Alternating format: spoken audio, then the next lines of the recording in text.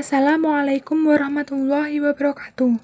Kami dari kelompok 3 yang beranggotakan Masruratul Haniah, Dwi Suryani, Dwi Eli Khasari, dan juga Siti Nur Halimah akan menyampaikan materi mengenai pengorganisasian dakwah untuk memenuhi mata kuliah manajemen dakwah. Materi yang pertama akan disampaikan oleh saya sendiri mengenai definisi pengorganisasian dakwah. Organisasi berasal dari kata organisme, yang artinya bagian-bagian yang terpadu di mana hubungan satu sama lain diatur oleh hubungan terhadap keseluruhannya. Oleh karena itu, dalam organisasi paling sedikit terdiri atas 2 orang yang keduanya saling bekerja sama satu sama lain demi tercapainya suatu tujuan tertentu. Kerjasama tersebut terbentuk karena didorong oleh kehendak atau motif untuk pencapaian tujuan yang telah disepakati.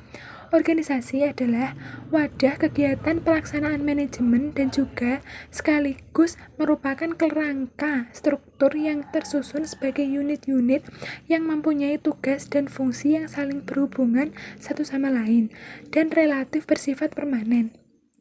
Dakwah secara etimologis itu sendiri merupakan bentuk masdar, yaitu kata kerja da'a ya'du da'watan yang berarti memanggil, mengundang, mengajak, menyeru, dan juga mendorong. Sedangkan secara terminologis itu sendiri berarti mengajak dan menyeru umat manusia, baik perorangan maupun kelompok, kepada agama Islam.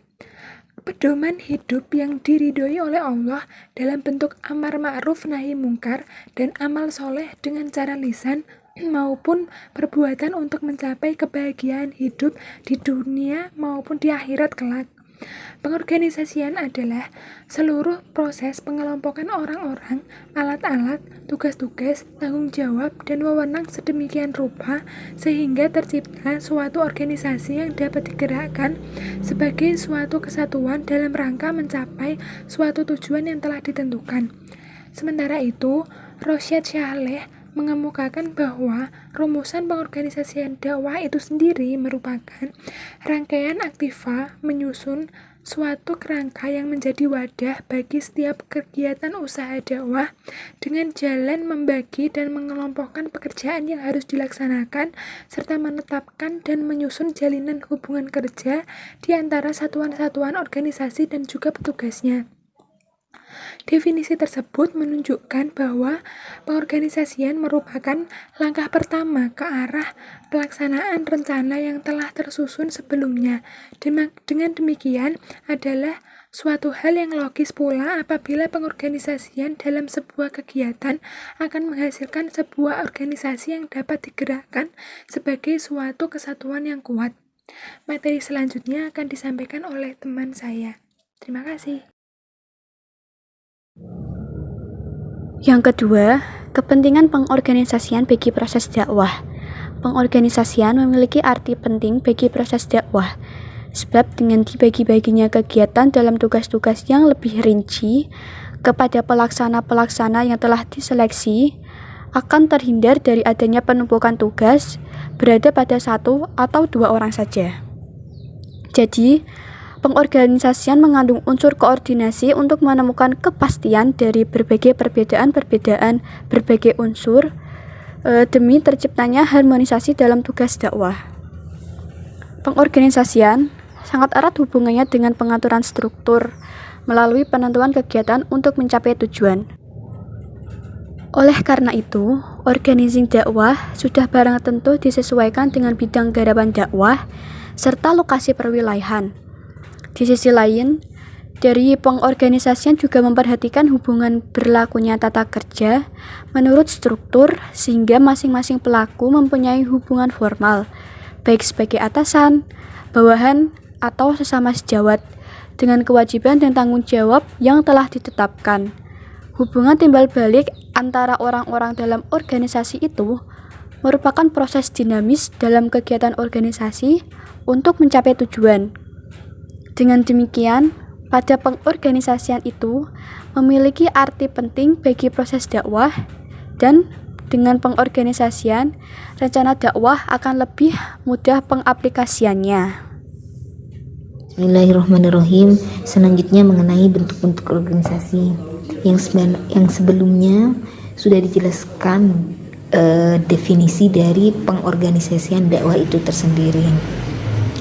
Dan juga kita ketahui seberapa penting pengorganisasian dalam dakwah sebagai upaya untuk memaksimalkan aktivitas dakwah. Jadi di sini ada beberapa bentuk organisasi, di antaranya ada bentuk organisasi garis. Pada bentuk ini menjelaskan bahwa kekuasaan pimpinan itu langsung kepada kepala bagian dan kemudian kepada para bawahannya. Ada juga bentuk organisasi garis dan staf. Pada bentuk ini merupakan kombinasi pemberdayaan, yaitu adanya pengawasan langsung dan spesialisasi dalam aktivitas dakwah. Selanjutnya ada bentuk organisasi fungsional.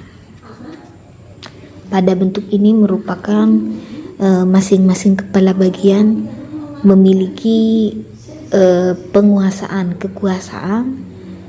kepada para bawahannya, sedangkan para bawahannya tersendiri itu masih dikendalikan oleh beberapa pimpinan. Saya di sini akan melanjutkan penjelasan mengenai bentuk-bentuk organisasi. Yang D, organisasi komite.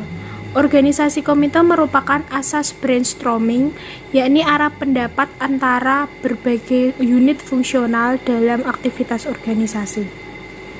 Fungsi organisasi ini adalah sebuah forum untuk bertukar pikiran di antara para anggota. Yang E, organisasi metrik. Bentuk pengorganisasian ini merupakan perluasan serta pengejawatahan dari struktur organisasi garis dan staf. Organisasi ini biasa disebut dengan organisasi manajemen proyek, yaitu struktur pengorganisasian yang spesialisasi antar bagiannya dipadukan untuk melakukan aktivitas tertentu. Kelebihan dari organisasi metrik yaitu 1. Merupakan sebuah metode utama untuk memusatkan efisiensi terhadap masalah utama atau masalah yang terjadi pada mat'u dari aktivitas dakwah. Kedua, memberikan keluasan terhadap organisasi dakwah. Ketiga, mendorong kerjasama antar personal secara disiplin sehingga dapat mengembangkan keterampilan dai. Keempat, membebaskan manajemen puncak dari beban perencanaan. Kekurangan dari organisasi metrik adalah yang pertama, berpotensi memicu budaya kerja yang tanpa sistem atau aturan mainnya tidak jelas. Kedua, terlalu banyak membutuhkan waktu untuk diskusi-diskusi daripada aksi. Ketiga, diperlukan banyak tenaga handal dan memadai dalam kaitannya membangun hubungan antara personal para dai, khususnya dalam mengatasi masalah pada mat'u. Setelah unit kerja dakwah dibagi-bagi melalui spesialis kerja, maka selanjutnya diperlukan pengelompokan pekerjaan yang diklasifikasikan melalui spesialisasi kerja, sehingga tugas yang sama atau mirip dapat dikelompokkan sehingga dapat dikoordinasikan. Sekian dari kelompok kami. Bila ada kesalahan, mohon dimaafkan. Wassalamualaikum warahmatullahi wabarakatuh.